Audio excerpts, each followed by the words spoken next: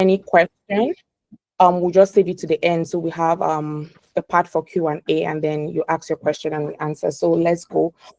Today's topic is about the rural community pilot, rural community immigration pilot, RCIP, which was launched just a week ago.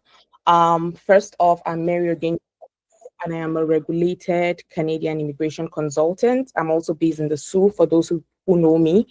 I am a registered social worker as well. I myself too, I'm an immigrant. I moved to Canada September 2019 as an international student. I took social work at Agloma University, and I started my journey just like you all did. I became a PR in September 2021. Between my time in Canada, all through my stay in Canada, I've always worked with newcomers. I've worked with the Career Center, I've worked with Agloma U, and then I worked with the city last year to 2023 to 2024, where I was in charge of, I was a local immigration partnership coordinator, supported newcomer integration in our community, also worked closely with the RNIP program. I did RNIP assessment. I was on the endorsement committee for recommendation, so really vast with RNIP. And lastly, I became a Canadian citizen last year. That's July last year. I'm the owner and founder of Ubuntu Worldwide Immigration Consulting, Inc. So that's a little bit about me. Okay, we have people joining in. And then we just move. So these are a table of contents. RNIP, as many of you know, RCIP now is a two-way street. So we have the community and we have the federal requirements. So we'll start with the community. We'll talk about job offer, work experience, and who is exempted from work experience. We'll talk about priority knocks. We'll talk about language education, ties to community, and then we'll go to the federal level to see what IRCC would be looking out when you submit your PR application. So we all had the news, right? RNIP is launched in 14 communities. So the aim of this pilot is to boost economic growth. So this is an economic pathway. We all know in Toronto, Ottawa, those are bigger cities and they have everything. But rural community, we are lacking skilled workers. And we need skilled workers to grow our rural community. For 2025, Sault Ste. Marie got 300 allocations for RNIP. And then these are the participating communities. So Sault Ste. Marie, Sudbury, Timmins, and all. These are the communities participating in RCIP. So far now, no community has launched the program. It's officially open on IRCC website, but then communities are still trying to figure out priority knocks and all of that before it officially launch out to start applying to community to get your community recommendation. So what's a genuine job offer? So IRCC pretty much defines a genuine job offer as you getting an employment is not arranged. You applied for the role, you got the role. And then the employer must be located in one of those 14 communities. So in the case here, Sault Ste. Marie, your employer has to be in Sault Ste. Marie, and they have to do at least 75% of their work in community. And then when you talk about Sault Ste. Marie, so what is regarded as Sault Ste. Marie? So this is the boundary of, let me just share this. This is the map of Sault Ste. Marie here as Stats Canada, according to Stats Canada. So anything outside Sault Ste. Marie, something like Gole Bay doesn't even qualify. Echo Bay, Wawa, they are all out, right? So it's just within Sault Ste. Marie, according to Stats Canada. Those are people who employer are in Sault Ste. Marie and who are currently in Sault Ste. Marie. So if you're outside the boundaries of Sault Ste. Marie, your application will be rejected, like you wouldn't qualify for the RCIP program. So designated employment. So we have designated employers. So they are employers. It's not every employer that can qualify for RCIP. And I'm just going to show you what IRCC defines as a designated employer.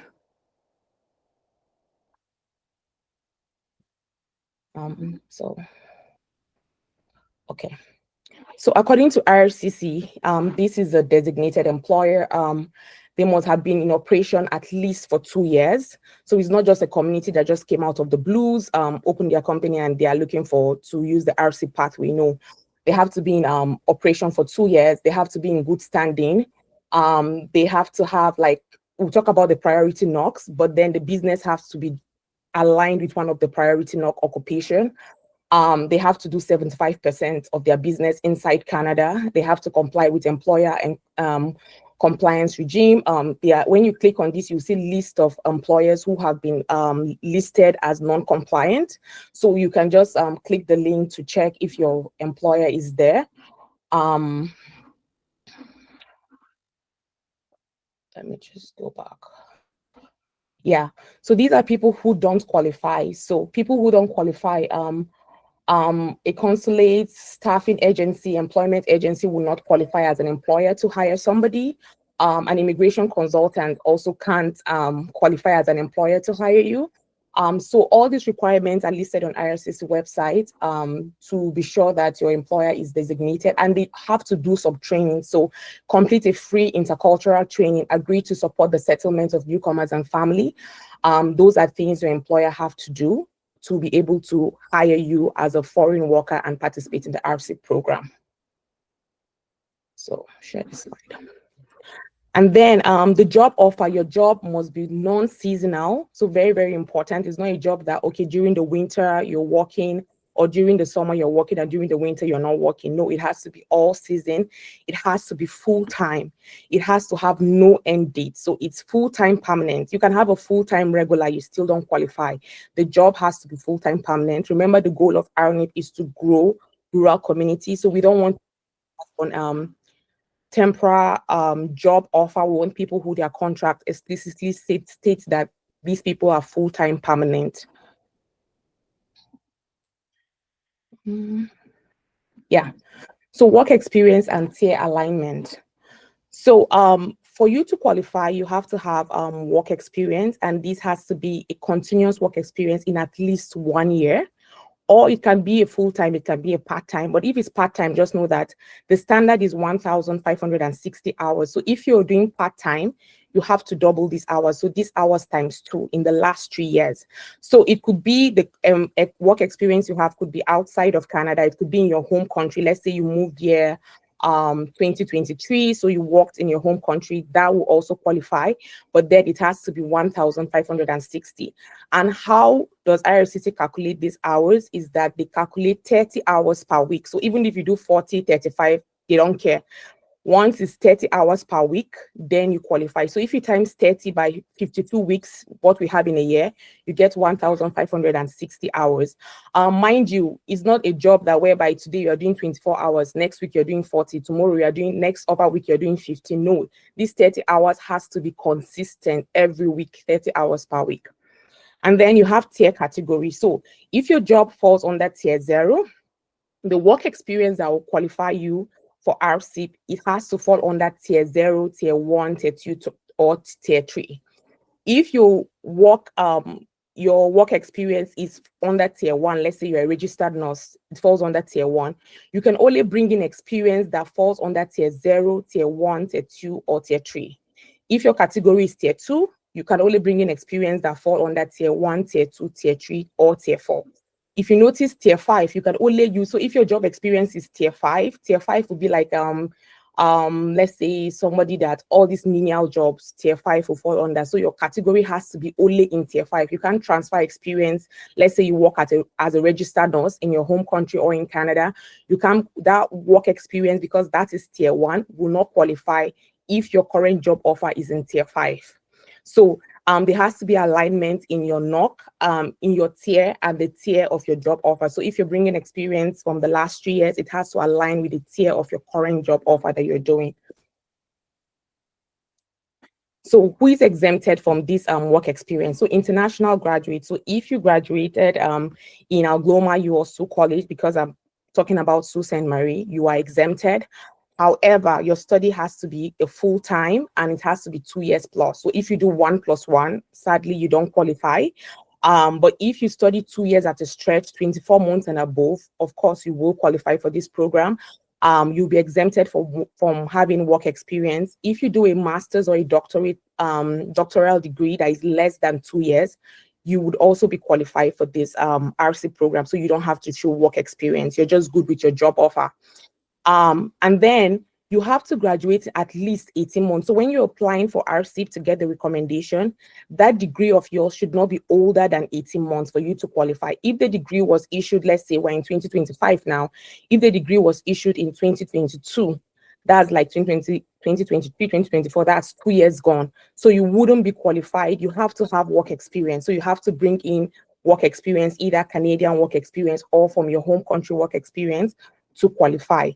And then when you're doing this program, so when you're in Sault College or Algloma, you have to be in Sault Ste. Marie or any of those participating communities for at least 6 months. It can't be done online. You can't be just taking your program and be somewhere else. You have to be in the community.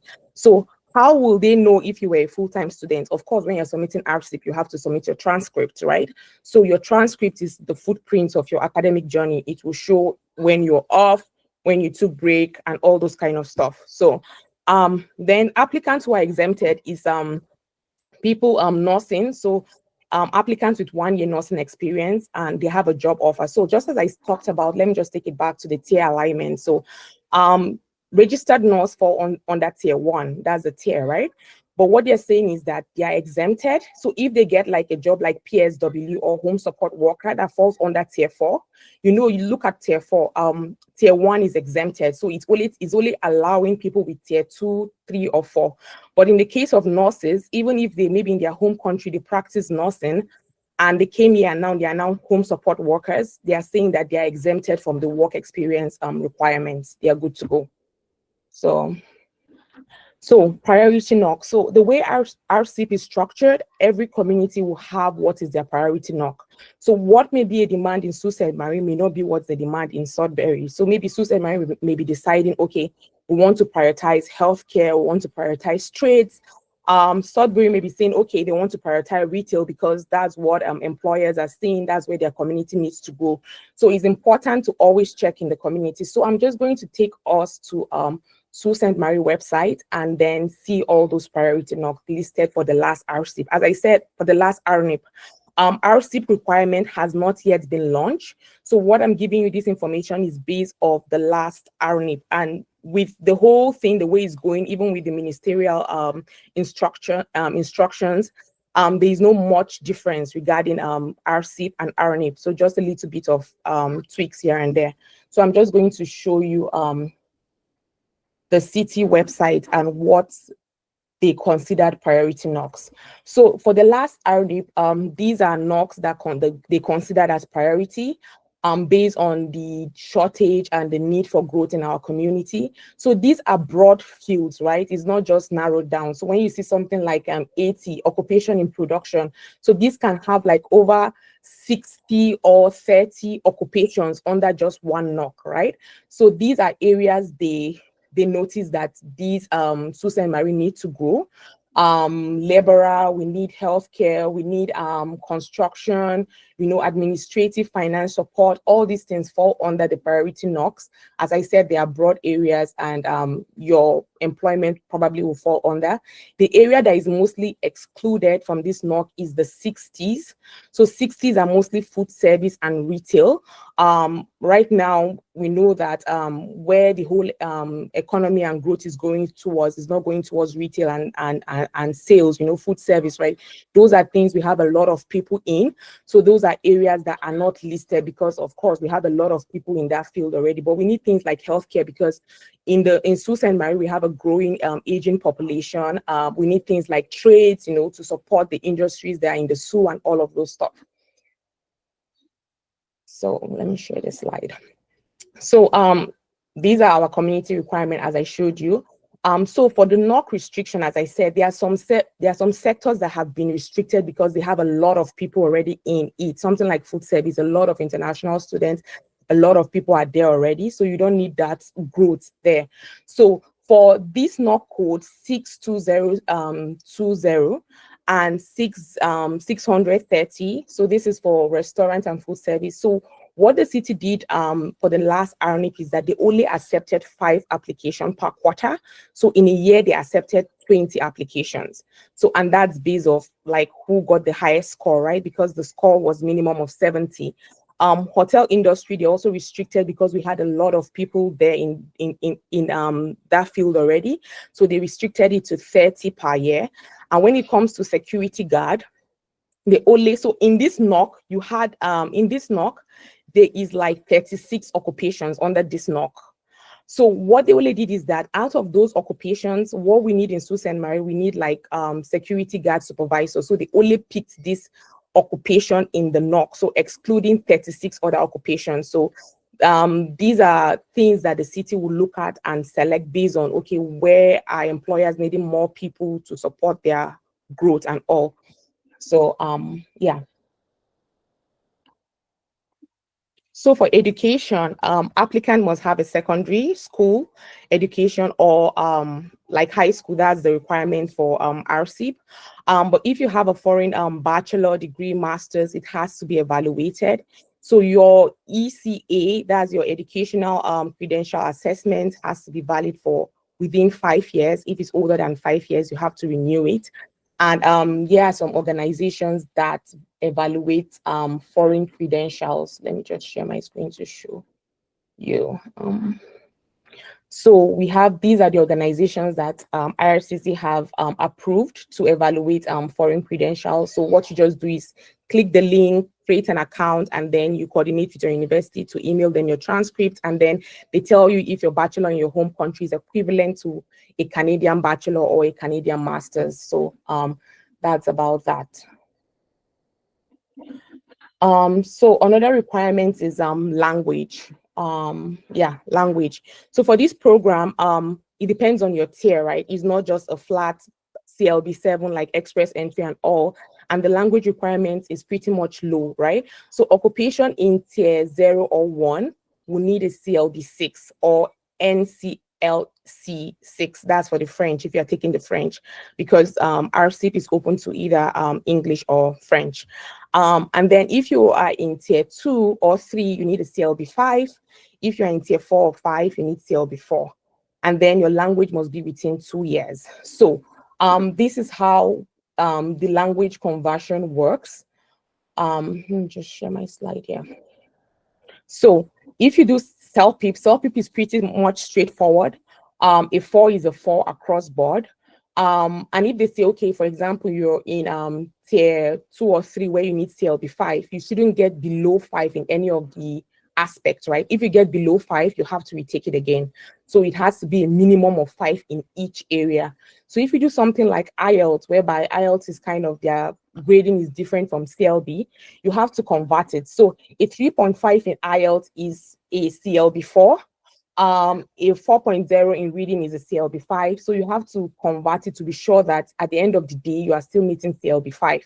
And as I said, if your requirement, let's say if you're in a tier 2 or 3 job where your requirement is a CLB5, you should have nothing less than 5.0 in any of the, like reading or writing, 5.0, you shouldn't have less than that. Reading or speaking, you shouldn't have less than this score. So this is the bare minimum you should have to qualify for that CLB5. If you have less than 4, let's say you have 999 and then you have 3.5 here, you still have to take the test. You wouldn't be qualified. So ties to community. So RCIP is a program that, as I said, is meant to grow those communities, right? So you need to prove that, okay, you want to stay in this community, you have ties, you have pull factors to keep you in this community. So what they are looking for, if you have an immediate family member that is a Canadian citizen or PR, you get 10 point flat, because we believe that those factors are pull factors. They make you want to stay. If people are isolated, of course, they want to leave after they get the certificate of nomination, right? If you have extended family like grandma, uncle, auntie, you get 5 points for that. If you have a letter of recommendation from an organization, so let's say Akano, you worked with the students union in your university, you volunteered with career center, all those places, and they give you a letter, you get 5 points. And also part of ties to Sault Ste. Marie is if you have a lease. So if you're renting, you have to attach like your agreement or your receipt, and then you get a 5 point for that. If you own a property, of course, that's like you own a property, you will not just one day decide to leave, you get a 10 point because you've invested in the SU, right? You get a 10 point for that. And then how to meet this point, volunteer, attend events, join the student union if you're a student. I've seen applications whereby people attach pictures of their event. Like, it just shows that you are in a community and you want to get integrated, you want to learn, and it just strengthens your application. So make those connections, get engaged in the community, and then claim the point for ties to community, because this is something they would really focus on, because we don't want people to just come to Sault Ste. Marie and then move out the next day. So they are looking for pull factors. How would you stay in the SU to continue working and grow the SU? And these about community recommendation. I'm just going to go to the Sault Ste. Marie website, and then we go through everything they listed for RCIP and see the points allocated for that. So when you go to the Sault Ste. Marie website, this is how it's going to be when everything is finally updated to RCIP. As I said, this is the old RNIP. And then this is what I talked about, like, 5 minimum per quarter for food service. Everything is all written out here. And then if you have a job in this priority NOCs that have been identified, you get 55 points straight. And mind you, the total for RCIP is 70 and above. I'll get to your question later. So thank you for dropping your question, but I'll get to it later. So the minimum is 70 or above.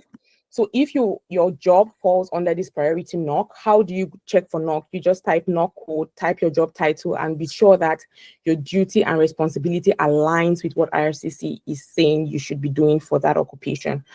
So you get 55 points straight off for just having a job offer in one of the NOCs.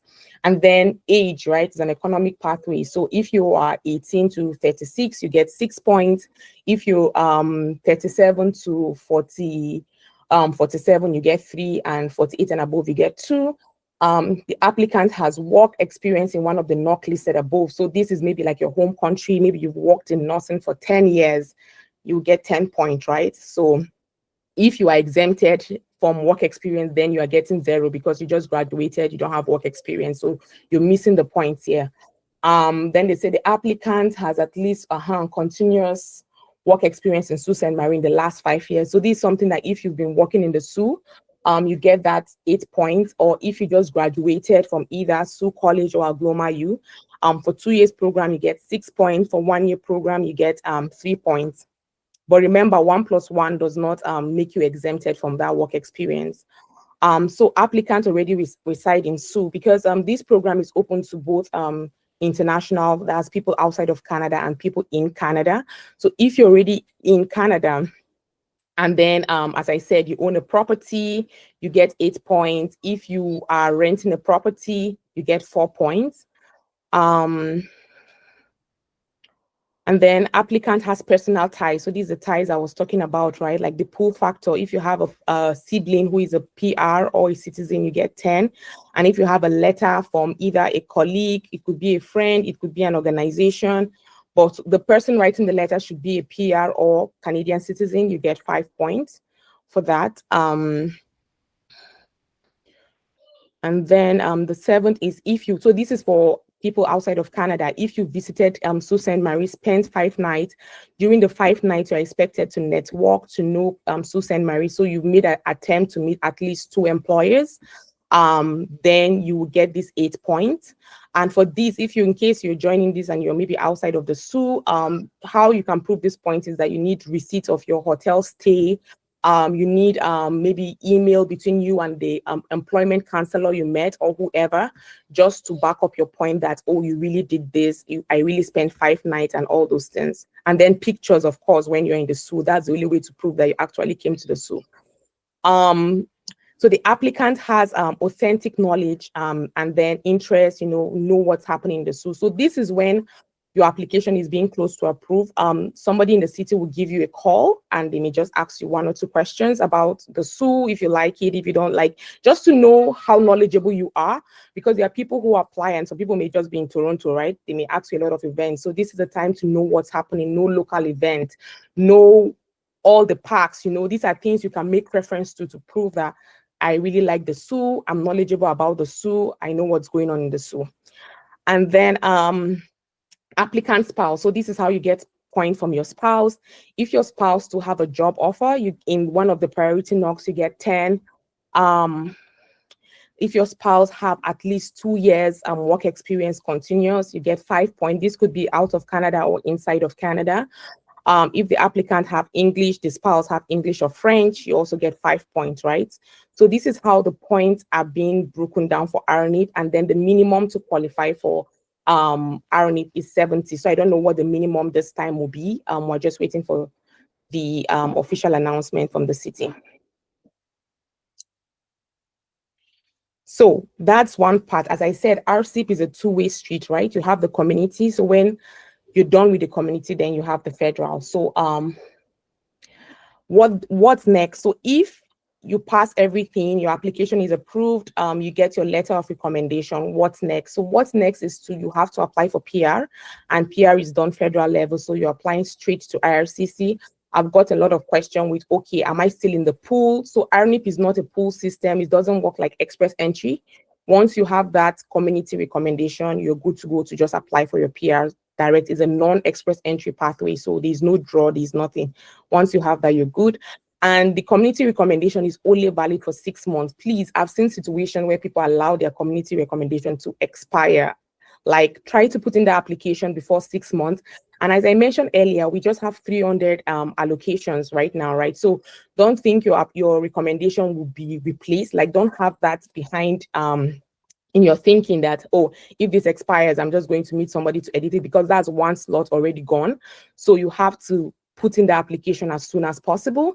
And then people on work permit. So what happens if your work permit expires? So once you have the community recommendation, there's an agreement with IRCC and pilot programs. So Atlantic pilot program, RCIP, the caregiver pilot program. You can apply for bridging open work permit. So once your work permit expires and you have your RCIP certificate, what you need to do is is a two-way thing. So you and your employer would have to be involved. Your employer will have to be involved. So your employer can create an employer-specific work permit. So whereby he goes to the employer portal, pay $230, generate a code for you. With that code, you now go to your IRCC and apply for a work permit. So those types of work permits are called bridging open work permit. In this case, it will be employer specific because you're already working with an employer. So it's not going to be open, for you to apply to job everywhere. You're already working with that employer, and then that work permit allows you only, in fact, it's even stated that this is the employer you're working with. So you can't work with any other employer outside of that employer. So that will keep you till you get your PR application. You've gotten the recommendation letter, good, but also just note that if situation changes, that recommendation can also be revoked. If you've changed employer, as I said, RNIP is employer is just a two-way street. Like, you are playing one part, the employer is playing one part. When it comes to the RNIP application, you see that the employer is filling a form, you're also filling a form. So you have to have both forms to submit your application. So if you've changed employer, then that certificate can be revoked. The employer can just call the city and say, this person is no longer working with me, and they have to revoke that certificate. If you've left the community, so some people just, they get recommendation and they feel everything is all done. They just, move to Toronto or Brampton. No, you have to be in that community that you're staying till you get your PR. And the goal is, so far now, there's no agreement between IRCC that you have to stay in the community for like maybe all your life till you get PR and all those stuff. No, but then so far your application is being processed by IRCC.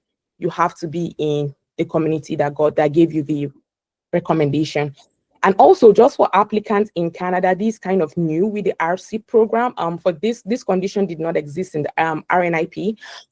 Applicants who are applying for permanent resident and who are in Canada, they're applying for RCIP, they have to have a valid temporary resident status. So this could be work permit, of course, because a student you're studying, right? So it has to be a work permit. Having said that, RCIP is also open to applicants outside of Canada. So it just depends on how your employer is willing to support you. If applicants outside of Canada can get recommendation, then I see no reason why. It's just something you need to work alongside with your employer to know how best your employer can support you. If, for example, your PGWP is expired and you're on visitor or visitor record, it's just something that touching base with your employer and then knowing how you guys can go about it. If it's going to apply for you as an out of country applicant, even though you know you're in Canada and all, it's just knowing and seeing how your employer can best support you with that situation. So federal requirements. So you've done all these things. Of course, RCIP will always check, the city will always check to be sure that you meet the requirement. I know right now with the immigration landscape, everybody's desperate to get the whole PR thing. I truly, really, really understand. The draws are really high. Everybody wants to get the PR. Please and please and please don't give false information, especially that work experience. I find it very, very common. A lot of people put knocks that they've never done, put places they've never worked in, just, thinking IRCC, they do a thorough background check. And this is just based on our regulation, because as consultants, of course, we work with the acts and the regulation. So this is misrepresentation, and this is in section 40. So a PR or foreign national is inadmissible for misrepresentation. So either directly or indirectly, there's nothing like, even though the intention is not there's nothing like I didn't know. IRCC will not accept that. So either directly or indirectly, once you withhold material fact that can affect the visa officer's the way he views your application, so putting a code that is not it, you're not working in that code, that can lead to representation. And the consequences of representation is a 5-year ban. Not only a 5-year ban, but then it also impacts your whole immigration history, because then even tomorrow a different visa officer views your application, they have that mindset that you've been fraudulent and all. And this is just a recent case that just happened January 2025. This lady is from Nigeria. She applied for the Federal Skilled Worker Program under Express Entry, and she claimed certain work experience that she worked in a company in Nigeria. So her application was refused. Of course, when IRCC reviews your application, you just get a generic response, right? But when you order the GCMC note, that's when you now get the whole note from the visa officer stating why the reason your application was refused. And these were the direct note from the visa officer, and they did like a thorough. They said, in conclusion, the subject does not work for the bakery, and no company with the name that existed, Timotech Integrated Services Nigeria, found around the vicinity. The letter of employment record and reference letter for Kelechi Blessing Abayi or whatever is forgery. The presenter of this letter should be made to face the full wrath of the law, and blah, blah, blah, blah. So they contacted a special police jurisdiction in Lagos that did the whole background check and discovered everything was fraudulent. So please and please, I know we want to all get the PR, but just be mindful that what you're putting in is very, very correct. You have proof, because anything you submit in your PR application, you have to show receipt. You have to show proof. So if you say you work experience, you worked in this place, you have to show the reference, the employment reference letter. You have to show pay stub. Some people go as far as even putting their ID card when they worked there, So, and of course, there's always somebody to contact, right? Like, your direct supervisor or HR. So just be mindful when you're claiming work experience here. So this slide is for those outside of Canada. So if you're coming, you need settlement funds. If you're already in Canada, you're working, of course, you don't need settlement funds, as that's not required for you. But this is usually updated yearly, and this is the last one for June 3rd, 2024, and this is what is required. The funds is being calculated based on 12.5 of the like of rural areas. So it's just an estimate, and this is what you're supposed to have based on your family size. So something they also do in federal level, while community also checks eligibility, federal level also checks admissibility. So if you're allowed to come to Canada to start with, if you have criminal record, if you have medical record, that's also a reason people application can be refused. So medical record could be if there's a point in your application, they will ask you to go for medical check, right? So this is what they're assessing. Danger to public health. So if you have an infectious disease like tuberculosis and whatnot, danger to public safety. If you have mental health, you can just, put everybody at risk. That is something they will also flag. And if you also have a medical condition, and then the condition is causing 27,162 per year.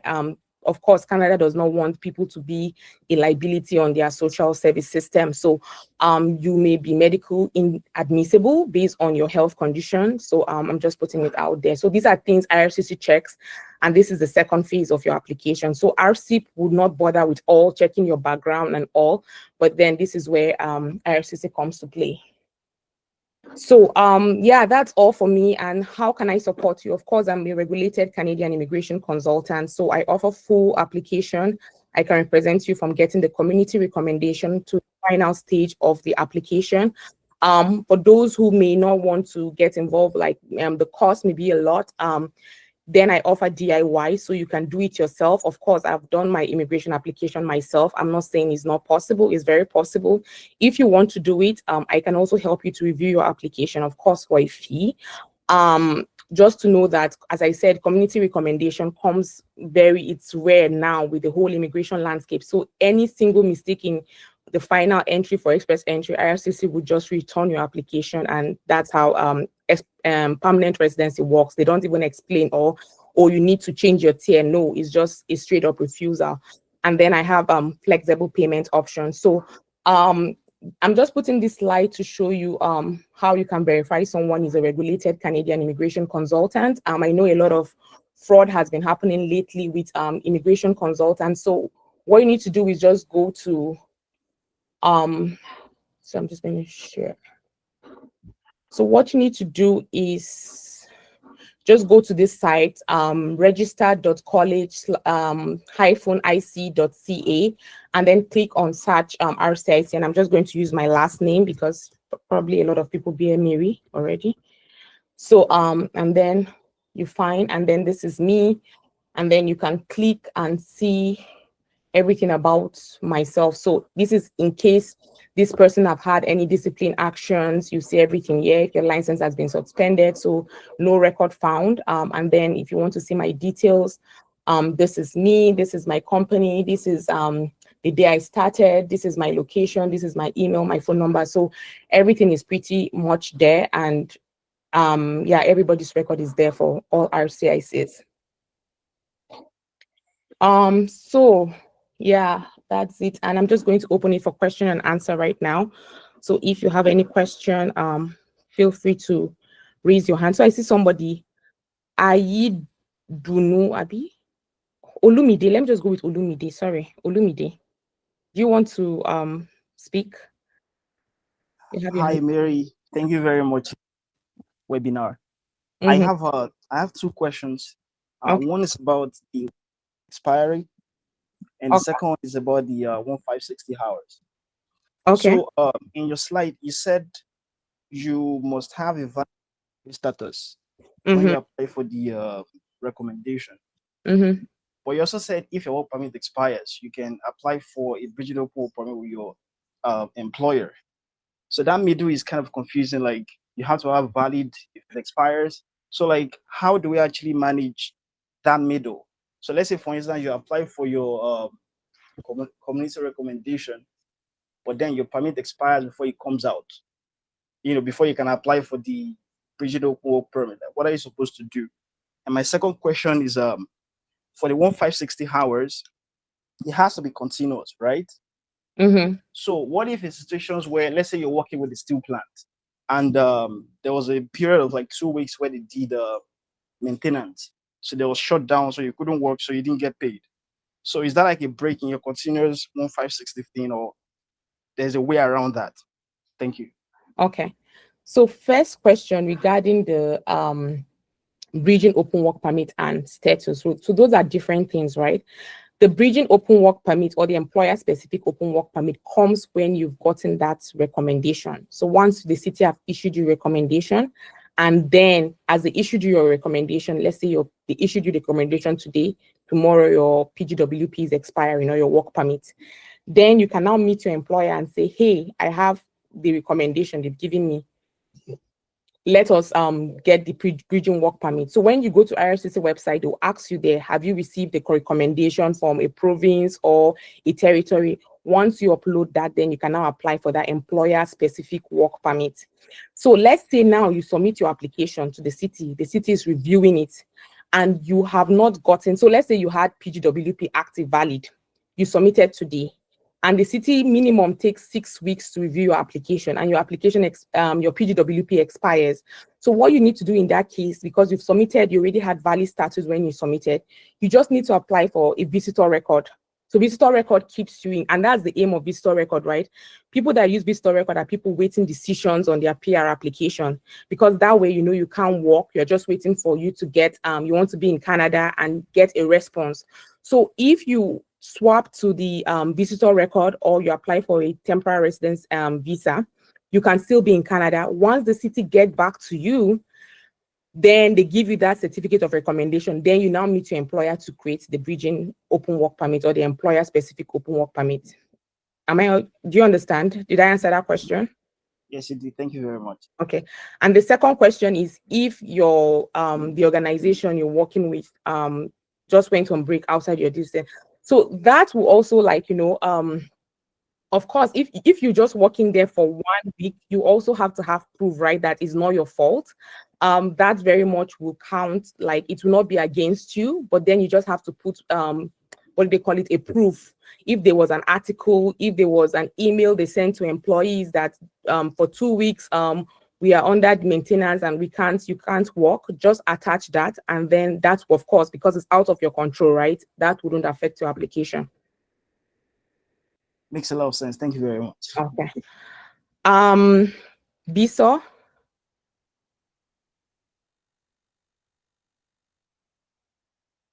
You can unmute yourself and talk. You're muted if you're talking. Okay. While you figure that, let me just take, can I point for each of the requirements you listed in? Ayomide, what do you mean? Can I get points for each of the requirements you listed for community engagement? No, just one. Sorry, just one. So you just have to get a letter either from your colleague or an organization. So let's say you have a Kano and church, that will just give you the 5 points. Of course, that shows you're very involved in community. You have 2 letters of recommendation, but you're only getting points for just one. You're not getting 5 for this, 5 for that. No, it's just 1 point. That's the 5 points. How do employer become eligible for their employees to apply? So your employer has to be a designated employer. There are requirements that they have to do a training. They have to be in active business for at least 2 years. They have to, of course, file taxes. There are requirements on the employer side. Of course, it has to be a legit business. It's not something that a person just open one day. They have to have nothing less than at least 3 Canadian or PR employees in that organization to qualify. So IRCC has pretty much defined the designated employer. What do you mean by boundary around the Sault? Can a citizen in Ontario qualify for ties? So the ties we're looking at is not ties in Ontario, it's ties in Sault Ste. Marie, right? Like you can be in Toronto, but if you don't have ties in the Sault, the program is designed for each community, right? So you having ties in Ontario or in Toronto doesn't mean you have ties to the Sault. You have to prove that, okay, it's either you visited the Sault, you've spent 5 nights in the Sault, or you are involved in community activities. And then the boundary in the Sault, where is that? This thing again. So just because this program is community-based, you can't leave it open, right? Because in between Sault Ste. Marie to the next community, Sudbury or so, there are communities in between, right? So it has to have a jurisdiction, and the jurisdiction is the boundary. So those communities within Sault Ste. Marie are what will qualify for the RCIP program. If you're outside the boundary, because of course the program cannot go across community, right? It has to have, it's just like provincial nomination is focused on Ontario, Alberta is focused on Alberta. So this is focused on community, and the community here is Sault Ste. Marie. So that's the Sault Ste. Marie boundary. Biso, you have your hands up. Can you unmute? Or Ayomide, do you want to go?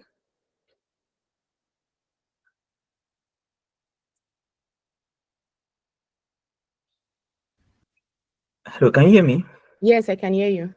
Okay, so I just wanted to know if I understand your answer to my question about the community. So if I have, let's say I have a recommendation from a volunteer, from let's say a community organization, and I also have a recommendation for my family member that is resident in the school in the SU, I can get points from those two places, right? Okay, so if you have a family member who is a PR or citizen, you get the 10 points. If you also have, now I'm getting you, if you also have community recommendation, let's say a Kano church, you also get that 5 points. So you can get both. I was thinking you were saying if you have maybe, let's say 2 letters, one from church and one from a Kano, can you get like for each letter? No. But if you have family who are PR or citizens, you get that I think 8 points, and then you get the 5 points for having ties to your community through volunteer work and community engagement. Okay, so I can get points for each of those requirements there for the community engagement. Yes. All right. I don't know if I can ask one more question. It's not really RCIP. Okay. Maybe we hold off. Let me just answer those with RCIP, and then I'll get back to your question if it's outside RCIP. Okay. Okay. Olumide. Yes, thank you, Mary. I just remember the question. So you said when you apply for RCIP, you have to stay with your employer throughout the whole process. Yes. So my question is, if you get a promotion, so let's say when you apply for the recommendation, you had a tier 4 role, but then you got promoted because you've been there long enough, tier 2 or tier 3 role. How do you navigate that? Do you take the promotion, or you have to stay in your, role? Okay.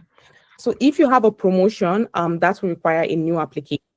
Seen people who got promoted and said no, they will stay in this role till the application got approved and then they move. Because if you're going to a new tier, you need to put a new application for a new tier, right? Because a new NOC code, a new tier, a new duties and responsibility, because the RCIP form will ask for those details, right? So I've seen people, as I said, that will just say, okay, they are staying in this role based on when IRCC approves, or when even they get the community recommendation, then they can now, accept that role. But as I said, if you want to go back to the queue and start all over again and fill the application form, then you can accept the role. But if you don't want to, I would advise you stick with that role you have. Can I do a follow-up, please? Hi, I can talk now. Okay, just hold on. Let me finish with Olumide, please. Right. Okay. Olumide, just follow up, quick one, please. Yes. So if the tier that you want to get promoted to, right? It's a role in trades, right? Mm-hmm. Do you need a trade certification to be able to apply? That's before you apply for recommendation. You want to get promoted first, right? If it's in trade, would you need the certification, alongside it? No, you don't. No. So if the employer is willing to give you the job offer, you don't need a trade certificate. What you just need to do, evaluate your results, yes, and have your language and all. Yeah, you don't need a trade certificate for that. Thank you very much. Mm-hmm. So Biso, you had your hands earlier. I'll get back to you, A. Sorry, let me just finish with Biso. Okay, thank you so much, Mary. Okay. Yeah, I couldn't unmute before, so now and I'd already typed my question. So my question is for people that have their PGWP, that their PGWP already expired, and they are probably on visitor record or even waiting to know what to do. PGWP is expired. Can they still apply for this RCIP? And what are the steps? What do they need to do?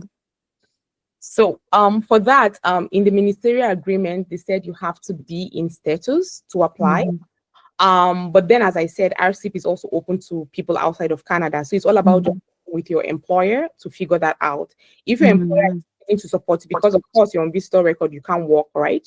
Yeah. If your employer is still willing to support you to hire you as an outside of Canada applicant, something you both have to discuss. The good thing about RCIP is that it's not like LMIA where you need to prove that, oh, there's nobody in this role or you have to pay one fee at all. It's just for the employer to speak with the city and put in that application.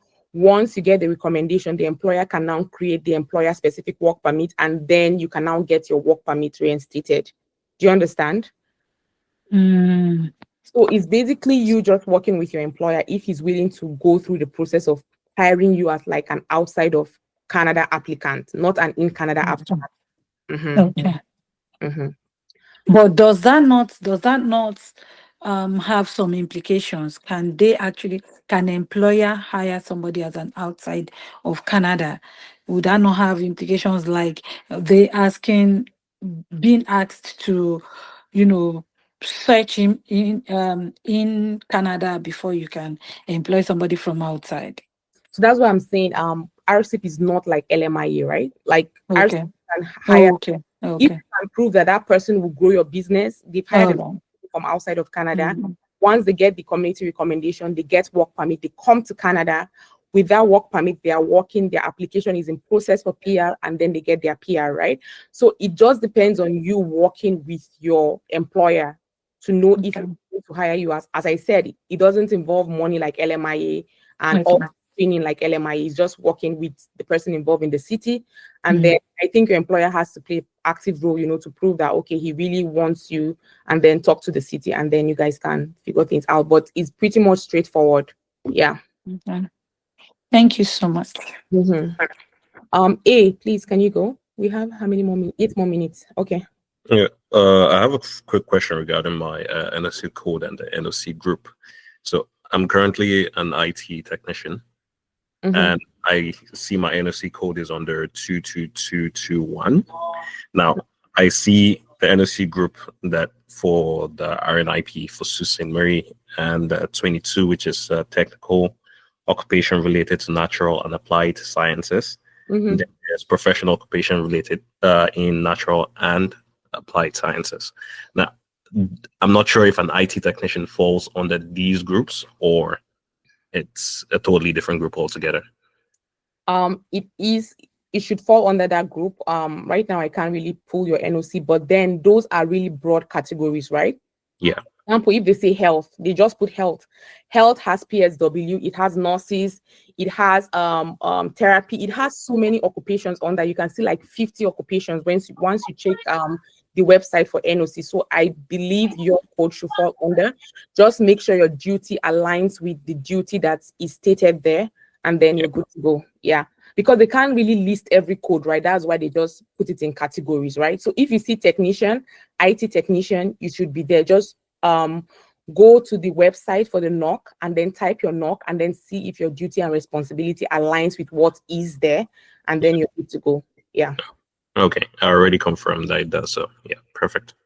Thank you. Ike Chiku. Hi, good evening. I want to ask about the work experience. That's the 1560 hours. I'm also actually curious, like if we can't like get our pay stubs, can we just use our T4 if it's actually shows the number of hours we have done while in school? While in school? Yes. Like for the work experience. That's the 1+1 program. Yeah. So school experience would not count towards this. You have to be like working, like either on PGWP to qualify for this. Okay. Yeah. So that PGWP allows you to work for full working range, right? So that is what you're going to use to show that you meet that hours for that. Okay, because it says either full-time or also like part-time. So I was thinking like the part-time was probably you were in school, like while working. Like within the last 3 years, I've met up your 1560 hours.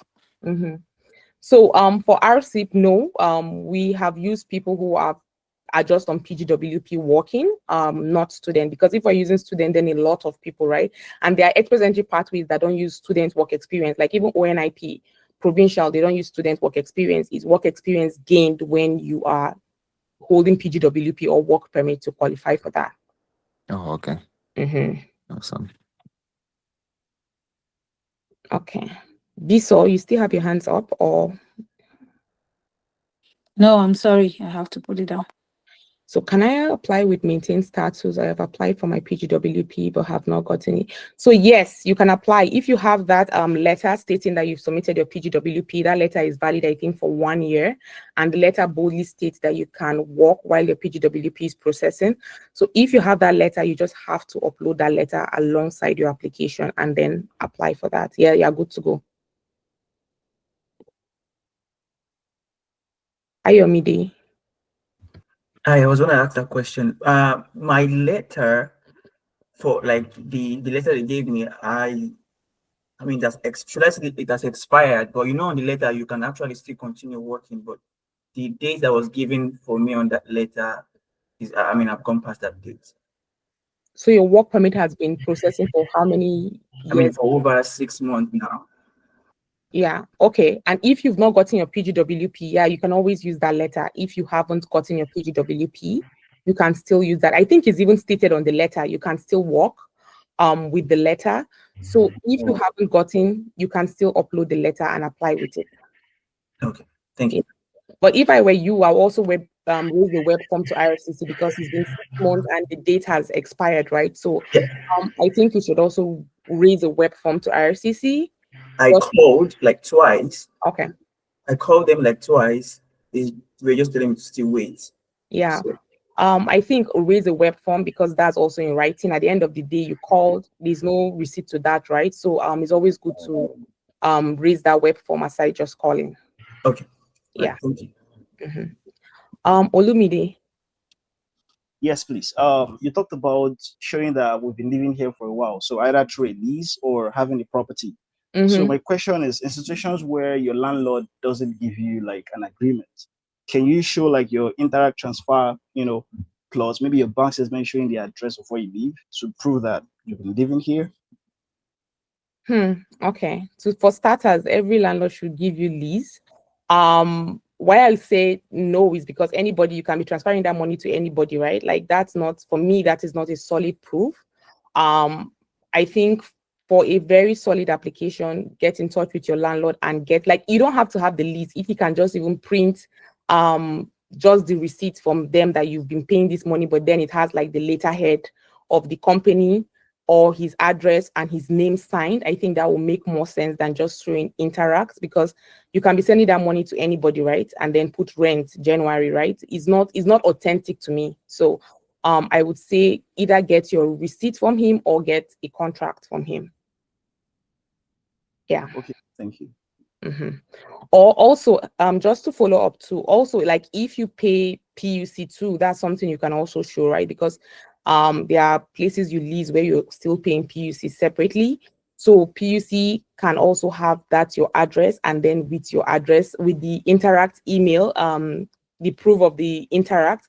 But as I said, these are just alternatives, right? It's always good to get the proper address. The proper receipt from your landlord, either the contract or the receipt itself from the landlord.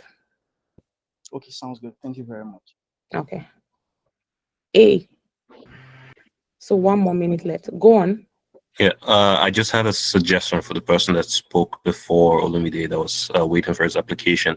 When I was waiting for my own application too, I went to the Member of Parliament's office down on Queen Street here. They have regular conversations with RCIP agent every week. So you can mention it to them and have your application code or whatever it is, just as much information as possible, and give it to, there's a lady there that answers the phone. She's the one that speaks to the IRCC agent there. So you give it to her. She's probably going to fast track the process because they sped up my process. I got mine in like less than 3 months or so after speaking to them. So they help a lot. So are you talking about me? Yes. Oh, okay. Thank you. Yeah, thank you for sharing. Yeah, that's also, if your application is delayed, the first thing to go is your Member of Parliament. Of course, he speaks on your behalf.